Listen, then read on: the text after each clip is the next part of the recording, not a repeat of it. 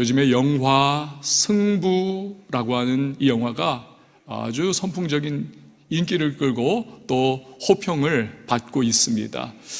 주연 배우 중에 한 사람이 마약 사건에 연루가 돼가지고 개봉도 늦어지고 또 이거 정말 제대로 먹혀들 수 있을까, 그렇게 제작자들의 고민이 깊었다 그래요. 그러나 말끔히 그거 다 씻어내고 엄청나게 지금 많은 관객들이 관람을 하고 있다고 합니다.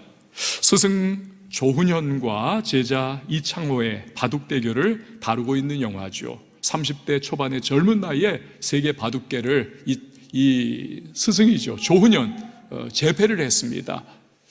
그러면서 그는 인터뷰에서 굉장히 자신만만한 모습을 보입니다. 바둑의 신과 두어도 지지 않을 것 같습니다. 얼마나 호기롭습니까? 그가 자기의 집에 9살 소년 이창호를 제자로 들입니다. 집에서 먹이고 집에서 재우고 바둑을 가르칩니다. 그런데요, 6년 후, 단 6년 후에 15살 그 제자에게 패배를 당하는 충격을 겪습니다. 이를 기점으로 해서 갖고 있던 자신의 모든 타이틀을 완전히 하나하나 전부 다 이창호에게 빼앗겨 버리고 그는 무관에 이르게 되는 것입니다.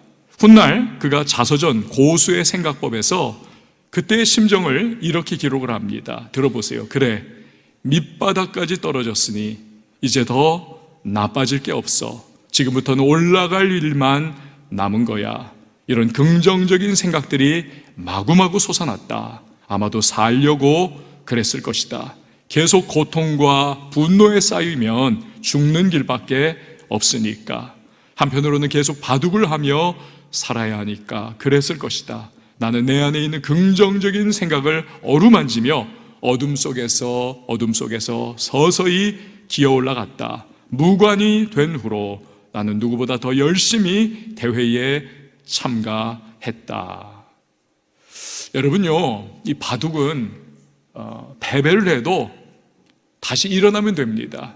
그리고 도전을 하면 됩니다. 심지어 세월이 지나면 그 뼈아픈 패배의 기억도 하나의 추억이 될 거예요. 심지어는 인생의 좋은 교훈이 될 겁니다.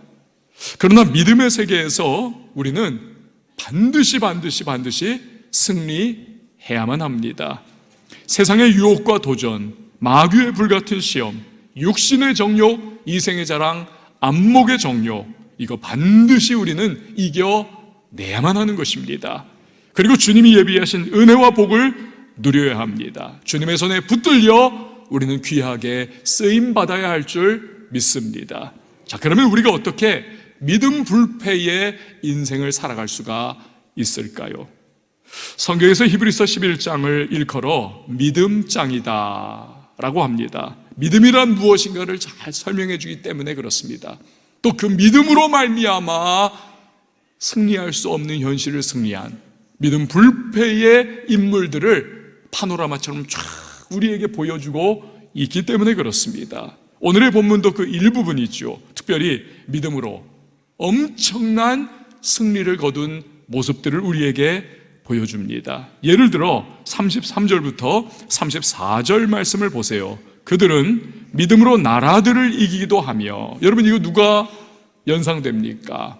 모세 아닙니까? 여호수아 아닙니까? 당대의 최강대국 애굽의 왕 바로를 거꾸로 들인 모세, 가나안 정복 전쟁에서 승리한 여호수아가 기억나죠. 이어집니다. 의를 행하기도 하며 약속을 받기도 하며 사자들의 입을 막기도 하며, 누굽니까? 다니엘입니다. 불의 세력을 멸하기도 하며 풀무불 속에서 믿음으로 승리한 다니엘의 세 친구를 우리는 떠올리는 것입니다. 연이어 칼날을 피하기도 하며 연약한 가운데서 강하게 되기도 하며 전쟁에 용감하게 되어 이방 사람들의 진을 물리치기도 하며, 사사시대의 사사들의 승리를 우리는 떠올리게 되는 것입니다. 여러분, 사실 인간의 경험과 이 계산으로 우리가 생각해서는요, 있을 수 없는 일들이 일어난 겁니다. 40년 양이나 치면서 목동 생활하던 모세입니다. 어떻게 세계 최강대국의 왕인 바로를 대적할 수 있겠습니까? 그런데 승리를 했다는 거예요. 배고프면 거대한 코끼리나 콧불소에게도 달려들어 사자는 잡아먹습니다. 이런 사자, 근데 굶주린 사자굴에 떨어졌으니 다니엘이 잡아먹히는 것은 이건 뭐 뼈도 못 추리는 시간 문제인 겁니다. 그런데 잡아먹히기는커녕 이 양처럼 온순해진 이러한 사자들, 천사들이 입을 다 막아버렸잖아요. 그 사이에서 사자의 털을 이불 삼아 푹신하게 안락하게 그는 밤에 잠을 잘 자고 일어날 수 있었던 거죠.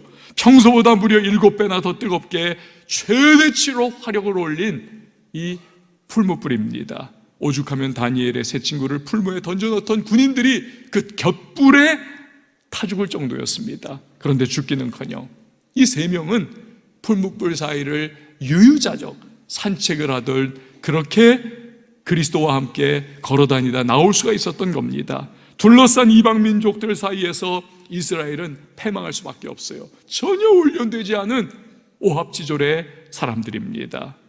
그러나 사사들이 이끄니까 적군의 숫자, 적군의 강력함 다 상관없이 위대한 승리를 거두고 나라를 회복하더라는 겁니다. 어떻게 이러한 일들이 일어날 수가 있었습니까? 원인은 오직 하나예요.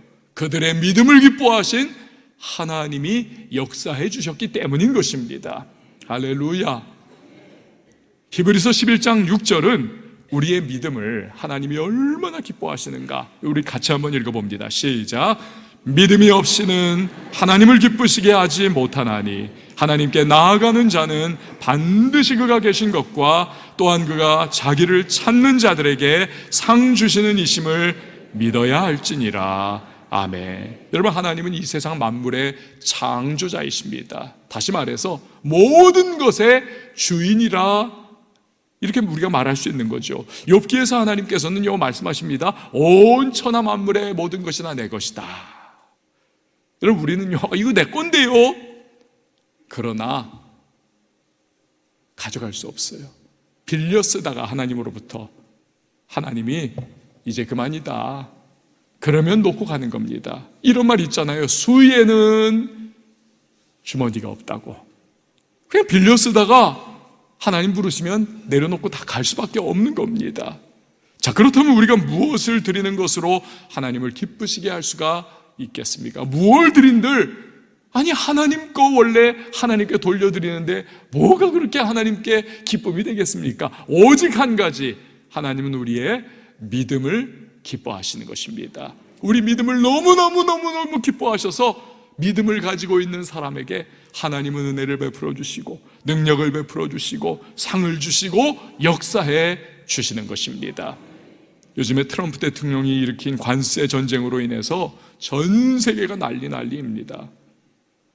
우리나라는 수출로 먹고 사는 나라 아닙니까? 완전 우리는 백척간두에 선 것과 같은 그러한 지경이 되었습니다. 지금의 이 위기를 어떻게 대처해야 할지 가뜩이나 먹고 살기가 어려운 그러한 우리들은 더 심각한 걱정에 빠지지 않을 수 없습니다. 우리 크리스찬은 다른가요? 우리도 마찬가지입니다. 돈 문제 앞에서 우리도요 정말 등에서 식은땀이 흐르고 한숨이 나오고 이거 어떻게 해야 되는가 염려할 수밖에 없습니다. 미국 기독교계에서 바로 이 부분입니다. 크리스찬의 돈 문제, 크리스찬의 경제 문제, 크리스찬들이 어떻게 빚 없이 살아갈 수가 있는가, 이런 부분들에 대해서 성경적인 관점으로 해답을 전해주는 굉장히 유명한 목사님이 계세요. 랜디 알콘이라고 하는 목사님입니다. 이 목사님이 쓰신 돈 소유 영원, 영원이 아니라 이터니티, 영원한 삶을 의미하는 거예요.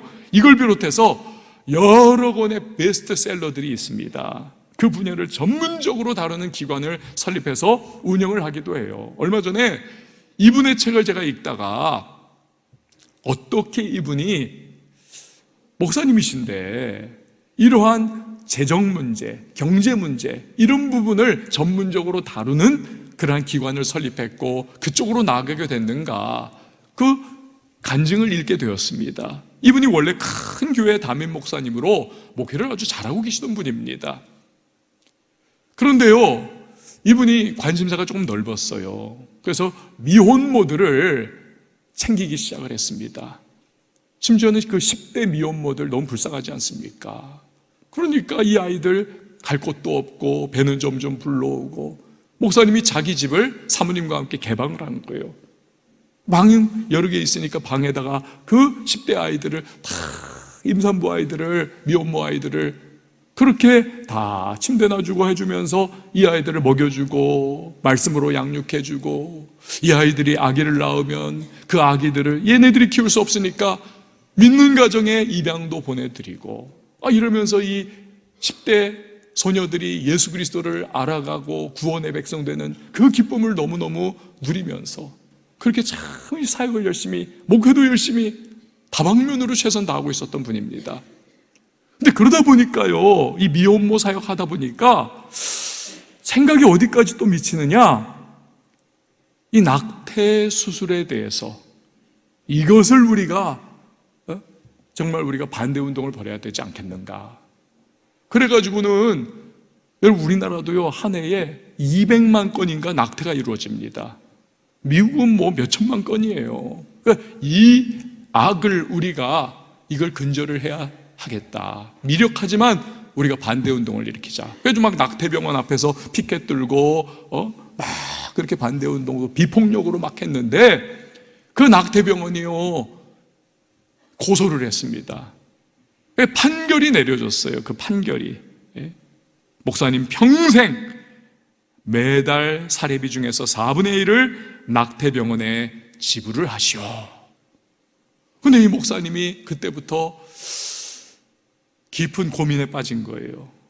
내가 받는 사례비는 하나님의 백성들이 헌금으로 드린 돈이고, 그 헌금은 하나님의 돈인데 내가 그 하나님의 돈을 어떻게 낙태병원에 4분의 1씩을 매달 평생 줄 수가 있겠는가? 이건 아니다. 그 목사님이 그걸 막기 위해서 교회에서 자진 사퇴를 했습니다. 사임을 한 거예요. 그러니까 판결이 사례비의 4분의 1을 그랬으니까, 사례비를 안 받으니까 이제는 교회에서 그게 다 무효화가 된 겁니다. 원천 무효가 된 거예요. 거의 결과론적으로는 그렇게 된 거죠. 그런데요, 그 소식을 들은 다른 낙태병원이 또 고소를 했어요. 야, 이거 돈 된다 해가지고. 이번에는요 엄청 때려 맞았습니다. 100억 원 가까이를 이 목사님에게 벌금이 내려진 거예요. 손해배상금으로. 꼼짝없이 집과 하여튼 바리바리 있던 나머지 재산들, 이거 다 털리게 된 겁니다. 근데요, 미국에서는 이 법적으로 부부라 할지라도 배우자의 개인 이름으로 된 재산은 100% 그 배우자가 보호를 받게 되어 있습니다. 보호를 받게 되어 있어요. 다행히 지금까지 목사님은요, 집도 그렇고 자기 은행 계좌도 그렇고 전부 다 100% 사모님 이름으로만 되어 있었어요. 사모님 이름으로만. 사모님 이름으로만. 나는 목사니까 내가 재산을 나는 소유하지 않으리라 해가지고 사모님 이름으로, 뭐 부부긴 하지만 그래도 그렇게 한 거예요. 그래 놓으니까 법정에서 100만 달러를, 그러니까 850만 달러죠. 한 100억 원 정도를 탁 때렸는데, 그렇지만 자기 재산이 하나도 없는 거예요, 목사님. 그러니까 그걸 자기가 파산은 했지만 그래도 집을 지킬 수가 있었고, 아내의 그 사모님의 그 이름으로 되어 있는 부분들을 보존을 할 수가 있었던 겁니다.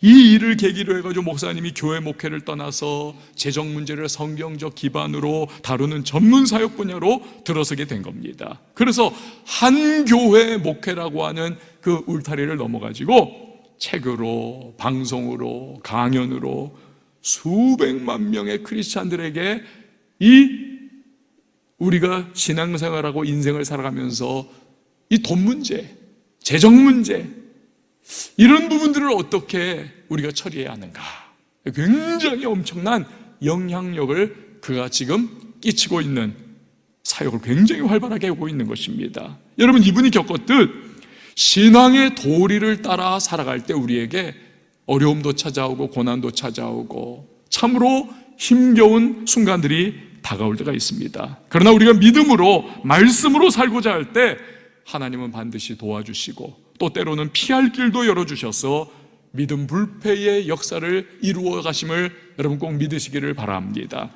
근데 우리가 이 과정에서 꼭 기억해야 할 한 가지 사실이 있습니다. 그것은 하나님은요, 우리가 이게 최대치야, 이게 최대치야 하나님이 할 수 있는, 여러분 내 생각을 뛰어넘어 역사하시는 하나님이라고 하는 사실을 우리는 반드시 기억해야 하는 것입니다. 오늘 보면 35절 말씀 보세요. 우리 같이 한번 읽어봅니다. 시작.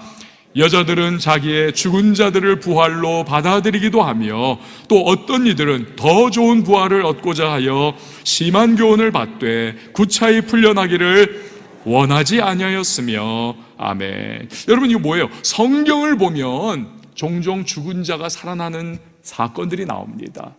야이로의 딸이 살아났잖아요. 엘사 시대에 그 수넴 여인의 아들도 살아나지 않았습니까? 나사로도 살아났잖아요. 사도 바울이 꽤나 이 설교가 지루했던가 봅니다. 또 굉장히 길면서 그러다 보니까 지루하게 길게 계속 늘어져라 설교를 하니까 그 2층에서 졸면서 앉아있던 창틀에 유두고라고 하는 청년이 그만 떨어져 가지고는 죽어버렸지 않습니까? 기도해가지고 다 살려냈잖아요. 저는 사람 살리는 재간은 없으니까 설교를 그래서 오늘은 좀 짧게 하려고 합니다. 여러분 여기서 한 가지, 그 살아난 사람들인데 그 영원히 삽니까? 아니요. 또다시 죽습니다. 또다시 죽어요. 그렇지만 오늘 성경은 말씀하는 거예요. 영원히 죽지 않는 더 좋은 부활이 있다는 겁니다. 무엇입니까? 예수님 재림하실 때에 다시 부활을 해서 천국에서 영원히 살아간다는 거예요. 할렐루야. 여러분 생각해 보세요. 죽은 자 살아난다. 얼마나 대단한 일입니까? 그러나 하나님은 얼마든지 더 좋은 부활과 같은 그런 일들도 이루어낼 수가 있는 분이라는 것입니다. 그래서 여러분, 은혜 위에 은혜로다, 은상 가운 은혜 위에 은혜, 이게 하나님의 역사인 것입니다. 그러므로 앞에서 말씀드린 대로 하나님은 우리의 생각과 기대를 뛰어넘어 얼마든지 그 이상의 역사를 이루어 가실 수 있는 분이라는 것을 우리는 기억해야 하는 것입니다. 에베소 3장 20절에 하나님이 그런 분이라는 것을 분명히 말씀하지요. 우리 가운데서 역사하신 능력대로 우리가 구하거나 생각하는 모든 것에 더 넘치도록 능히 하실 이분이 하나님이라는 거예요. 여러분 한번 따라해 주십시오. 하나님은 얼마든지 구하거나 생각하는 것을 뛰어넘어 역사하신다. 믿으시기 바랍니다. 이 사실 믿으면요, 우리 눈에는 아무 증거 보이지 않아도, 손에는 잡히는 것 없어도, 귀에는 들리는 것 없어도 얼마든지 믿음과 말씀을 따라 행동해 나갈 수가 있는 것입니다. 작년에 제가 토론토에 집회를 갔었을 때 그 집회했던 교회들 근처 한 30분 40분만 가면 나야가라 폭포가 있었습니다. 나야가라 하면서 1월 1일마다 정초에 우리 한인들이 가가지고 막 소리를 질러대는 그 나야가라 폭포입니다. 그런데 미국 쪽에서 보는 나야가라 폭포가 있고 캐나다 쪽에서 보는 나야가라 폭포가 있는 거예요.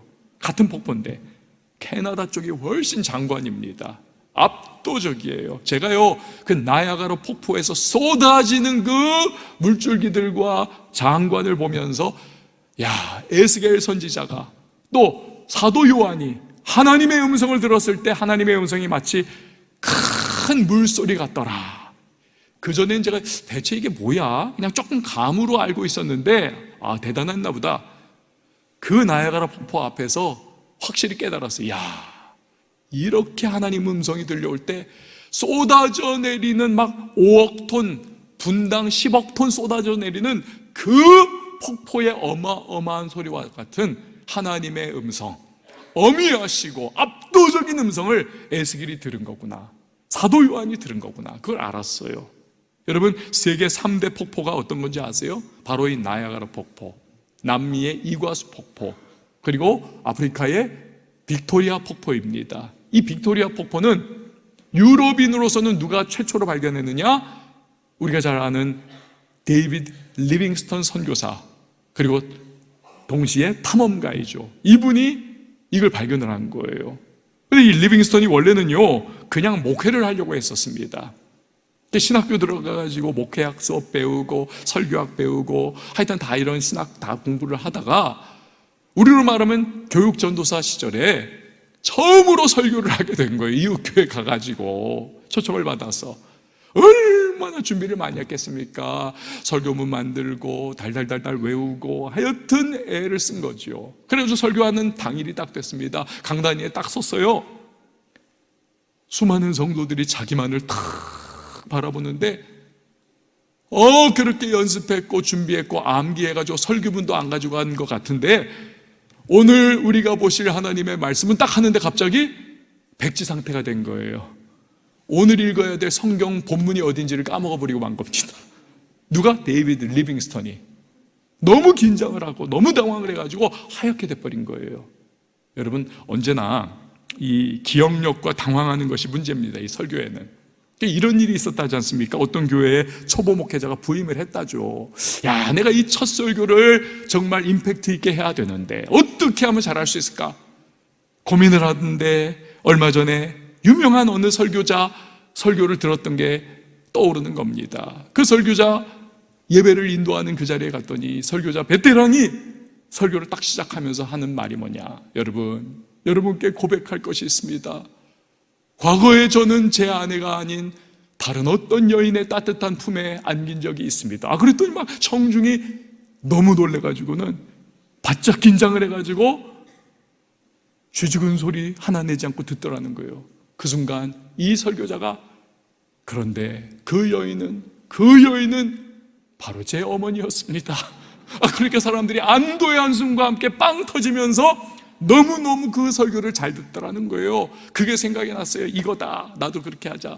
이 초보 설교자가 첫 부임 설교를 하면서 그걸로 포문을 여는 겁니다. 여러분, 저는 과거에 고백하건대 제 아내가 아닌 다른 어떤 여인의 따뜻한 품에 안긴 적이 있습니다. 그랬더니 이 회중들이 다들 놀래가지고는 그냥 완전히 얼어붙어 버리면서 무슨 말이 다음에 나올까? 처음으로 부임한 이분이 대체 왜 이러는가? 하면서 황당한 표정으로 다 쳐다보는 거예요. 그러니까 이 초보 첫 부임 설교자가 완전히 그 시선에 완전히 이 사람이 기가 질려버렸어요. 그리고는 얼어버렸어요. 그랬더니 머릿속에 하얘져가지고 그 다음 문장이 생각이 안 나요. 그 여인은 기억이 안 납니다. 쫓겨났대요. 자, 다시 리빙스턴으로 돌아갑니다. 전 기억은 했어요. 설교 본문을 까먹고 말았습니다. 이 리빙스턴이 첫 설교를 완전히 망쳐버리고, 이게 웬 망신입니까? 집에 돌아오자마자 그냥 통곡하면서 비명을 질렀다죠. 나 평생 다시는 설교 못한다, 안 할 거야. 너무너무 데미지를 받은 겁니다. 근데요, 하나님은 이 실패한 설교자 리빙스턴을 오히려 그의 불완전한 기억력으로 인해서 위대한 선교사요, 위대한 탐험가로 탈바꿈시켜 버렸던 겁니다. 그래서 수많은 아프리카의 사람들이 이 리빙스턴 선교사 탐험가 때문에 예수 그리스도를 알게 되고, 그리고 노예 폐지 운동을 그가 시작을 하는 거예요. 여러분, 오늘날 전 세계에서 리빙스턴 모르는 사람이 어디 있습니까? 사랑하는 여러분, 하나님은 얼마든지 우리의 구하는 것이나 생각하는 것에 넘치도록 역사하실 수 있는 능력에 전능하신 하나님이심을 믿으시기를 바랍니다. 이런 하나님을 믿는 사람은 시련과 역경 앞에서 흔들리지 않습니다. 믿음으로 살아갑니다. 그러면 하나님은 믿음을 가장 기뻐하시기 때문에 놀라운 그 믿음대로 혹은 그 믿음 이상으로 역사해 주시는 거죠. 그래서 우리는 믿음 불패의 인생을 살아갈 수가 있게 되는 것입니다. 이런 사람 세상이 감당할 수 있을까요? 감당 못합니다. 그래서 오늘 본문 38절에서도 이런 사람은 세상이 감당하지 못하느니라. 제 아무리 마귀가 공격합니다, 세상이 유혹합니다, 넘어뜨리려고 해도 믿음 불패의 인생으로, 세상이 감당할 수 없는 인생으로 살아갈 수가 있는 것입니다. 이렇게 살아오신 성도 한 분이 작년 연말에 보내온 편지를, 그 내용을 여러분에게 잠깐 읽어드릴게요. 주님, 한 해 동안도 지켜주시고 인도하신 하나님의 은혜에 감사를 드립니다. 교회 다니는 걸 그렇게도 싫어하고 핍박하던 남편이 안수집사로 은퇴하게 하시니 한량없는 은혜에 진심으로 감사드립니다. 먼 길을 한 주도 빠짐없이 어린 자녀들과 예배 드릴 수 있도록 인도해 주시고 딸과 사위 가족을 안전으로 지켜주신 은혜에 진심으로 감사드립니다. 자녀들이 모두 교회학교 교사로 사명 잘 감당케 하시니 감사를 드립니다. 나의 모든 기도에 세밀히 귀 기울여 주시고 응답해 주신 은혜 진심으로 감사드립니다. 그리 아니하실지라도 주님의 계획하심이 계시기에 감사드립니다. 내 평생에 주님이 함께 하시기에 행복합니다. 주님 사랑합니다. 오직 주님만을 찬양합니다. 주님만을 경배합니다. 할렐루야. 주님 감사합니다. 여러분, 마태복음 10장을 보면요, 예수님 말씀하시기를 너희 원수는 너희 식구가 될 거야. 여러분, 오늘날 크리스찬들이 과거도 그렇고 앞으로도 그럴 거예요. 예수 믿지 않는 불신 가족들 때문에 핍박도 받고 마음고생하고 정말 믿음의 도 밖을 떠나서 살아가는 자녀들 때문에 너무너무 피눈물 흘리는 부모들 많고, 믿지 않는 남편, 믿지 않는 배우자 때문에 괴로워하는 심장들이 얼마나 많습니까? 그런데 결코 굴하지 않고 비웃어도, 말씀하신 것처럼 핍박해도 찔러대도 굴하지 않고 믿음으로 나가며 기도할 때 그 핍박하던 남편이 결국 돌아와 예수 믿게 되고, 교회의 중직자요 안수 집사님으로 결국 은퇴까지 하게 되고, 자녀들도 다 건실한 믿음의 사람이 됐습니다. 비록 기독교 뉴스에 나와가지고 나 이렇게 믿었습니다 하면서 간증하는 그러한 분은 아니라 할지라도, 여러분, 이것이야말로 믿음 불패의 모습이 아니고 무엇이겠습니까? 사랑하는 여러분, 우리 모두는 나름의 어려움과 고난, 믿음의 크고 작은 시련을 안고 살아가고 있습니다. 그때 누구는 무너지고 누구는 쓰러지지만 또 다른 누군가는 그 시련과 고난과 아픔 속에서도 일어나 전진하면서 믿음 불패의 인생을 살아가는 것이죠. 저와 여러분이 그러한 인생이 될 수 있기를 바랍니다. 하나님은 전능하십니다. 그분은 구하는 것이나 생각하는 것에 넘치는 풍성한 응답을 주시는 우리의 아버지이십니다. 그를 믿고 나갈 때 저와 여러분, 우리 모두는 반드시 믿음 불패의 인생을 살게 될 줄 믿습니다.